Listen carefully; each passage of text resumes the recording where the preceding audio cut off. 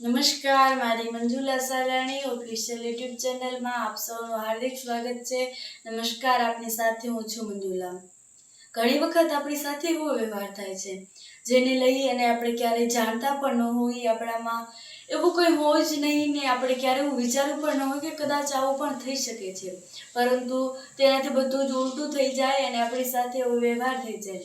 આપણે કોઈ એવા સારા કાર્યમાં જતા હોય, આપણે કોઈ વ્યક્તિને કંઈ કહ્યું ન હોય, આપણે આપણા રસ્તે ચાલ્યા જતા હોય અને કોઈ આપણને આવી અને કંઈ કહી જાય, કોઈ આવી અને આપણને મારી જાય, અથવા તો આપણે તેને આપણી સાથે ન કરવો જોઈએ તો વ્યવહાર કરીને પણ તે ચાલ્યું જાય. આવું ઘણી વખત કેટલા બે ગુનેગાર લોકો સાથે થાય છે. એવું પણ ઘણી વખત થાય છે કે નેતાઓ પર ઘણા બધા પ્રહાર કરવામાં આવે છે. નેતાઓ પર જ્યારે પ્રહાર કરવામાં આવે છે તો એ નેતાઓનો ક્યારેક દોષ હોય છે, પરંતુ ક્યારેક એવું હોય છે કે નેતાઓ પર કોઈ વગર વાંકે ચપ્પલ મારી દેવામાં આવે છે. તો ક્યારેક અનેક એવી બાબતો કે જેમાં નેતાઓ અથવા તો નેતાના સગા સંબંધીઓ પર પ્રહાર કરવામાં આવે, તેમને લાકડીઓથી મારવામાં આવે છે. ત્યારે મોરબી છે, તે મોરબીના ભારતીય જનતા પાર્ટીના મહામંત્રી છે એ તપન દવે પોતે પોતાના પરિવાર સાથે એક યાત્રામાં નીકળ્યા હતા. એટલે પહેલા તેઓ સોમનાથ ગયા અને સોમનાથથી પછી દેવભૂમિ દ્વારકા જતા હતા. તે દરમિયાન તેમણે કેટલા બધા લોકોએ 11 જેટલા લોકો હતા, તે આખા ટોળાએ તેમને ખૂબ માર માર્યો. એટલે કે તેમને ઈજા થઈ હતી. ત્યાર પછી વેળાવદરની જે હોસ્પિટલ હતી, સિવિલ હોસ્પિટલ વેળાવદરની, ત્યાં તેમને દાખલ કરવામાં આવ્યા.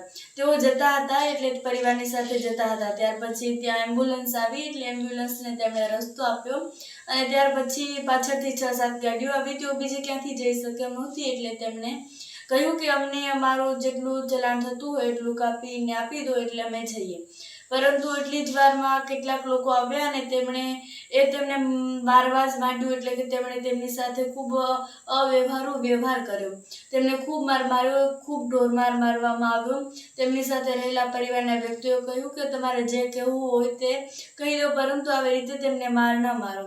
તેમણે ખૂબ ગાળાગાળી પણ કરી. તેઓ ખુદ તપન દવે કહી રહ્યા છે અને તેમનું નિવેદન પણ આપણી સમક્ષ આવ્યું છે.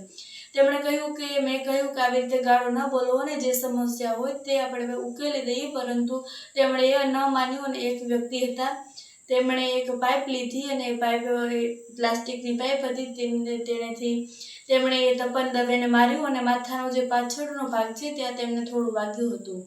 આ એક ઘટના એવી છે કે જેમાં આપણે જોઈએ છીએ કે નેતાઓને ખુદની સેફટી નથી તો એ લોકોની એટલે કે જનતાની ક્યારે આવી સુરક્ષા થશે. જનતાઓ ઘણા દુઃખ અને કષ્ટ વેઠી રહી છે એ આપણે જોઈએ છીએ, પરંતુ હવે આ બધાનું સમાધાન ક્યારે આવશે, ગુજરાતમાં સુરક્ષા ક્યારે આવશે, એ બધાના માટે પ્રશ્ન છે. તો તમારું આ વિષય પર શું કહેવું છે, કમેન્ટ્સ પર જરૂરથી જણાવજો. સાથે જ મારી Manjula Salani official YouTube channel પર આવ્યા છો તો સબસ્ક્રાઈબ કરીને જજો. નમસ્કાર.